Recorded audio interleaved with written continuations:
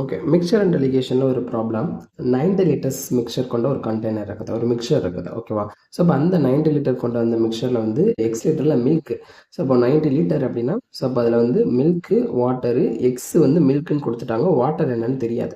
And அதில் 36 litre வந்து நான் டேக் கவுண்ட் பண்ணுறேன், எடுத்துடுறேன். அப்போ 90ல் 36 போச்சுன்னா அப்போ ரிமைனிங் எனக்கு 54 இருக்கும். ஓகே, அடுத்து 36 எடுத்துகிட்டு நான் என்ன பண்ணுறேன்னா 18 லிட்டர்ஸ் வாட்டர் ஆட் பண்ணுறேன்.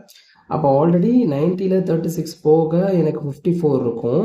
அப்போ 54ல் இந்த 18 ஆட் ஆகுது. டோட்டல் குவான்டிட்டியை நான் கன்சிடர் பண்ணிக்கிறேன். ஸோ அப்போ 72 இருக்கும். Okay, after this process the final quantity of water is 12 litres more then final quantity of milk.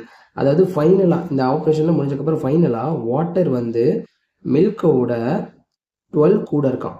ஃபைனலில் சொல்கிறாங்க வாட்டர் வந்து மில்கோட 12 கூட இருக்குது அப்படின்னு சொல்கிறாங்க. ஸோ இப்போ இந்த இடத்துல நம்ம எப்படி இதை சால்வ் பண்ணலான்னு பாருங்கள். அண்டு ஃபைனல் இது சொல்லிட்டோமா, அண்டு ஃபைன் த எக்ஸ் சொல்கிறாங்க. ஸோ இப்போ இதை எப்படி செய்யலாம் அப்படின்றத நல்லா கவனிச்சுக்கோங்க. ரொம்ப சிம்பிள்.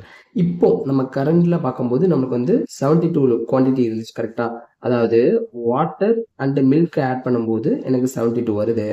அண்ட் அதே சமயம் வாட்டர் அண்டு மில்கோட சப்ராக்ஷன் எனக்கு என்ன வருது, 12 தான் வருது. எப்படி ஃப்ரேம் பண்ணுறேன்னு தெரியுதா? அப்போ இதை கேன்சல் பண்ணிட்டோம்னா எனக்கு வாட்டர் என்ன வரும், வாட்டர் இது 2 இது போட்டோம், இதை ஆட் பண்ணோம் அப்படின்னா எனக்கு வந்து 84 வரும். அப்போ 2 times of water is equal to 84னா அப்போ வாட்டர் மட்டும் என்ன வரும்னு பார்த்தோம்னா 42ன்னு வரும். கரெக்டாக? ஸோ அப்போ வாட்டரோட வேல்யூ மட்டும் எனக்கு 42. ஸோ அதில் மாற்றம் இல்லை.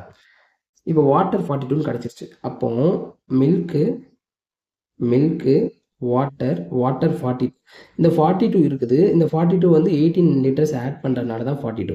அப்போ அந்த 18 லிட்டர்ஸ் ஆட் பண்ணுறதுனால 42 அண்ட் அந்த வாட்டர் வந்து என்ன பண்ணுதுன்னா மில்கோட 12 கூட இருக்குது. ஸோ அப்போ அதையுமே நான் ப்ளேஸ் பண்ணுறேன்.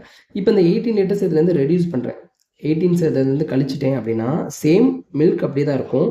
வாட்டரோட அது என்ன வந்துடும் பார்த்தோம்னா 18 கழிச்சிட்டோம்னா 24 வந்துடும். So milk water.